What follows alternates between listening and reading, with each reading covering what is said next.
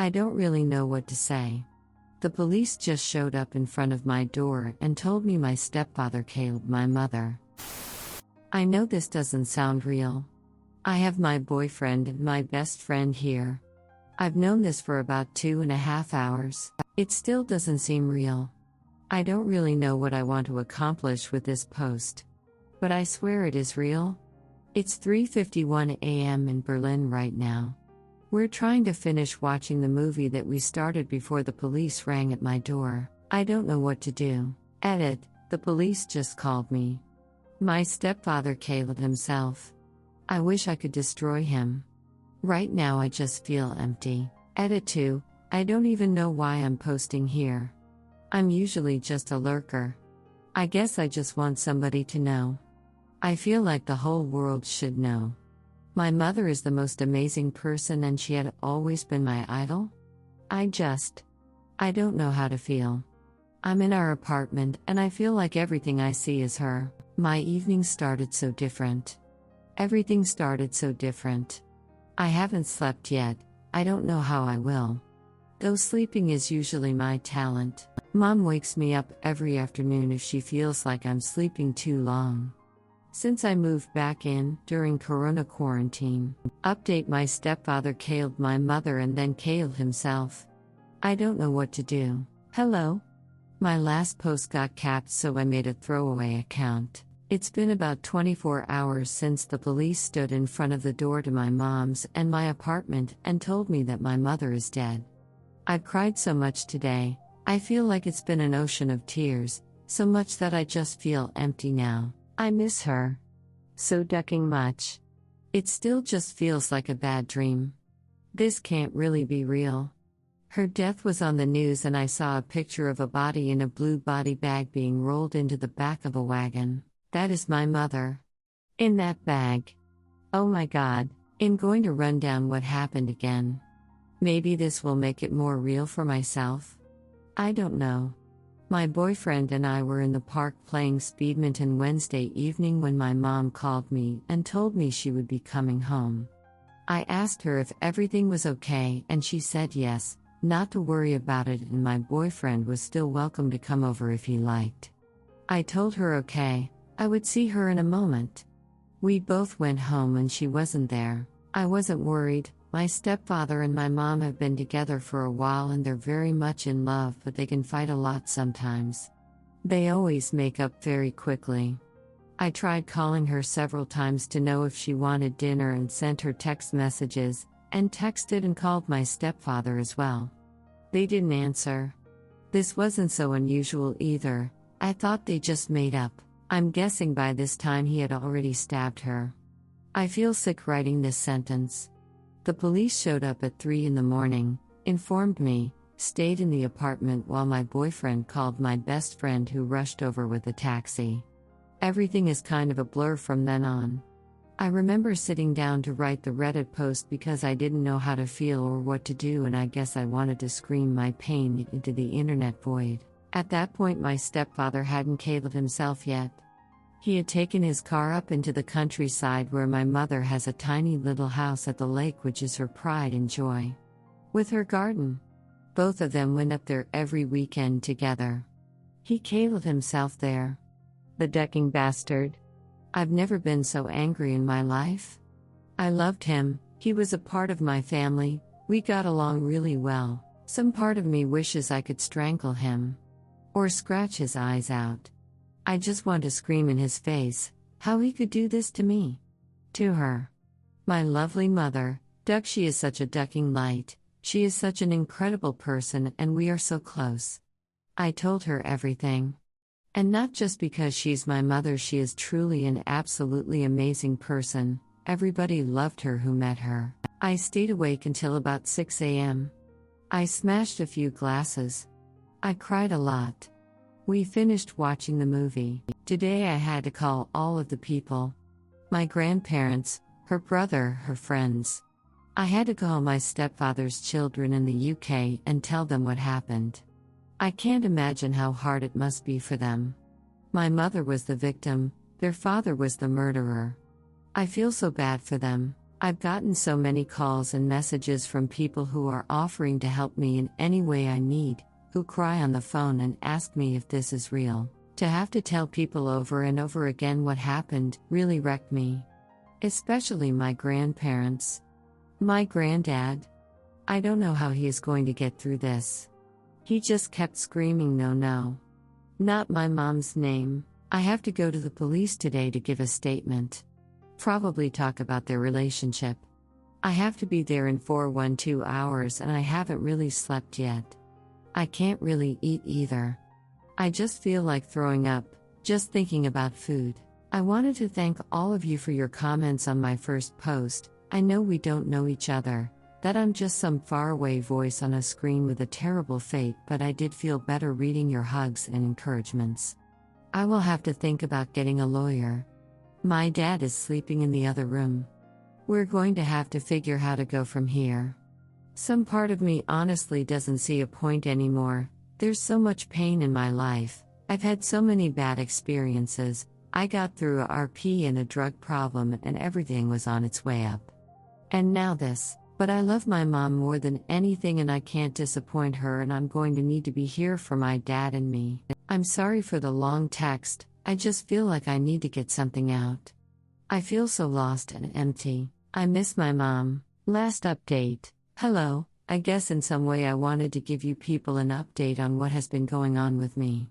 When I posted my first post, I was slightly drunk. It was the night the police showed up at my house and rang the doorbell, and I was confused. All of your messages from random strangers, helped me in some way. I'd like to thank whoever sent me that poem by Mary Elizabeth Fry, Do Not Stand at My Grave and Weep. We used that for the invitation to her party. And also Bianca, who painted that beautiful painting of her which she sent me by email. Thank you. Also, fair warning, this might be quite a long post, this might trigger someone, and I've been writing this post over several days as more information keeps trickling in and the picture of that night is becoming clearer and clearer. I think I'm also mainly writing this for myself. What happened that night, the 22nd of July, is just still so surreal. I'm sitting at my mother's desk right now, in her little office in our apartment that I grew up in Berlin. Her presence in some way is all around me. It has been 23 days since the police showed up in front of my door at 3 in the morning and asked if they could come in. Since my stepfather hung himself. Everything has been so confusing.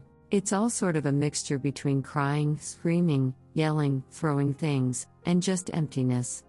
I go through phases. Someone linked that famous post about grief and God. It's so accurate and it's really hard to cope. Since that night I haven't ever actually been alone. This is somewhat exhausting to me in some ways, but probably also very important. I'm going to go through the series of events and facts because I also want to set it right. Since in the media, since some of you found the articles online and connected the dots, there is so much false information, it's hard to believe. My mother and my stepfather were together for 8 years and he has only been living in Berlin since then. He has children from his previous marriage, that is all I will say. I am my mother's only daughter. He did not call me and confess to what he did as many report, but he called some vaguely mutual friend who he walks his dog with sometimes. This was some time after 11 p.m. At this point he was already up at the summer house. It takes about 1 hour and 45 minutes to get up there.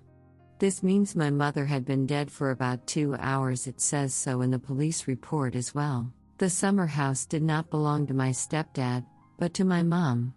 She poured all of the little money she had and renovated it by hand. It does not in any way belong to him. The police showed up at my mom's and my apartment late at night. They didn't know the address of where he might have gone and were also worried he might come and harm me since he had the keys to our apartment as well. I was watching a movie with a friend of mine. I posted on Reddit a few hours later. The news articles started coming out the next day, connecting my stepfather to a celebrity. I posted because I needed help. This celebrity and my stepfather are by no means friends, they are acquaintances, and there is no reason for him to be brought into any of this. That was Wednesday night. Thursday morning. On Friday, I was at the LKA Criminal Police and gave a 3-hour statement about them and their relationship. This next part is about my feelings and mainly about my mom. Feel free to skip it. Since then, my whole world has been turned upside down. My mother, the person I honestly loved most in the whole world, was just torn from me. It feels like I have this big bleeding hole inside of me. I'm not crying all the time, sometimes I feel okay, but more like empty. My mother has been with me my whole life, the whole 21 years, and I'm not just saying this because she is dead. She is honestly the best mother you could wish for. She is goofy and caring, her laugh is infectious, she has such integrity. She is the most animated person. When she tells a story, she will get up from the table and gesture all around. Her eyes are so shining.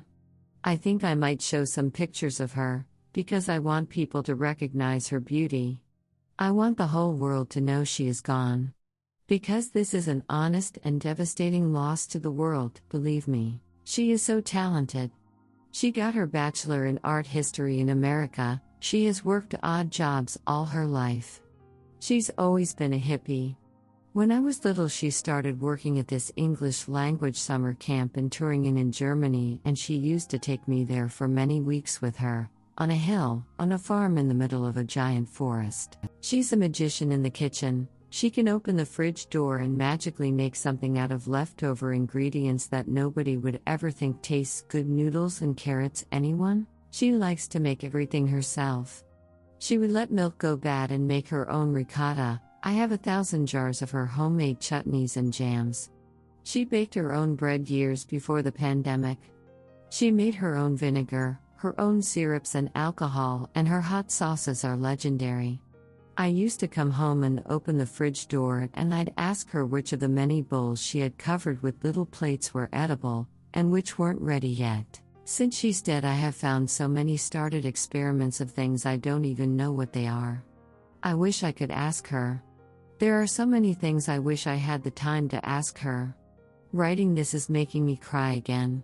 At the beginning of the pandemic, March I believe, I moved back in with her and she ordered 14 different bottles of white wine on Lidl, and every night we'd drink one together while we cooked, and I'd write notes on the color and the taste, and we'd give it a 1-10 on the Lidl scale. She's one of the funniest people I know.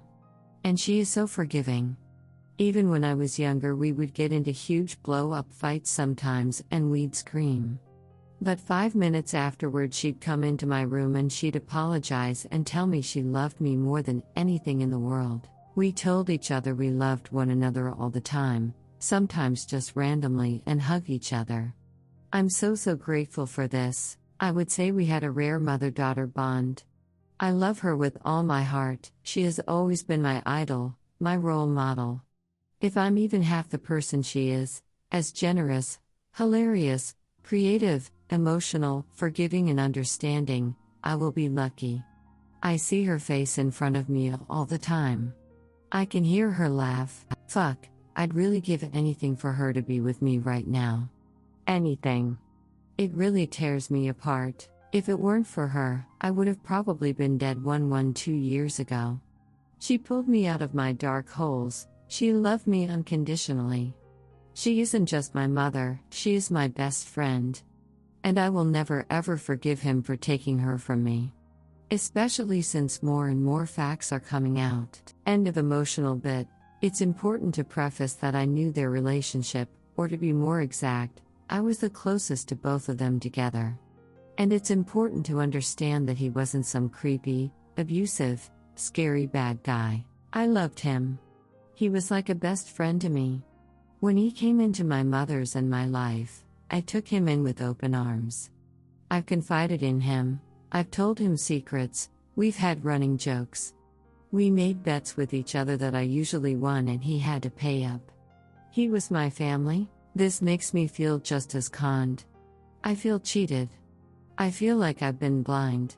I've had bad fights with him as well, and I knew about their fights, but I didn't see this coming, not even a little bit. I would never put my mother in harm's way. I guess this is why she must have kept things hidden from me. The murder happened in his apartment. They had separate apartments, and afterwards he drove his car up to my mother's country house that they both spent every weekend at. Hunting mushrooms, planting and building things, going swimming in the lake that's right in front of the door. This was their refuge. I'm assuming this is the reason he went there. Since the day this has happened, I've always assumed he blew up about something, lost control, and he killed my mother while he wasn't clear-headed. This is what made sense to me. That he killed himself because he killed my mother. Because he didn't know how to continue. But the more time goes by and the more facts we uncover, we being my mother's friends and I, not the police, the more it seems it was the opposite. That he killed my mother because he wanted to kill himself. And that he was covering something up. Since the night the police showed up, they've been asking me if I could know where their laptops are. They both had a laptop. And both are missing. They found the empty cases, but they're gone. This sparked suspicion in us. His phone is gone as well. My mother's is not. The police gave it to me. Then there are the other facts. Trigger warning: despite what it said in the media, she didn't have multiple stab wounds in her chest. There was only one very precise and very small wound that caused her death. He only let someone know what he did after he was up at the house. When he arrived at the cabin, he apparently parked normally, even greeted one of the neighbors. The pieces are falling into place. That this was cold-blooded. I don't really know why I'm writing all this down in a Word document and why I'm going to post it on Reddit, but I need to share. I feel so much hatred and so much anger. I feel it boiling underneath my skin and it keeps threatening to come out. I've smashed so much stuff, I've gotten so angry. Sometimes I snap and I scream at people, and other times I just cry and beat my pillows. And sometimes I'm very calm. I can still feel joy. And my mother has this amazing circle of friends that I've known my whole life and who are supporting me. I saw her body in the coffin and I will never be able to get that image out of my head. She was so tiny, it breaks my heart. I've also slept 2 nights at the cabin, and in the dark every shadow looked like my stepfather. I've become scared and started locking my doors at night. Murder used to seem something so far off, something that happened to other people, in a different world, separate from mine. But now it's not. And I won't let him spoil her place, her house. I won't let him take that away from her and from me. I refuse. I just miss her. I miss everything about her. It hasn't been that long yet, and all I want is for her to hug me and say my name and say she loves me and that she thinks I'm an amazing young woman. I want her to cuddle with me in bed, which she did for so many years until I felt myself too old. I want to sit at the kitchen table in the morning with her and have her ask me what I dreamt about last night and have both of us talk about our dreams. For her to talk with me about my story ideas and my poetry, and to talk with her about the book that she was writing and will never finish. It just hurts so much. I don't know how to ever get past this. She has always been the most amazing person I know, and I can't get over this. I don't know how to get over this. I feel lost. I feel like I have to grow up very fast now and carry her with me. There's so much more to tell. So much. But I should probably stop somewhere. I would appreciate all advice. Thank you for reading.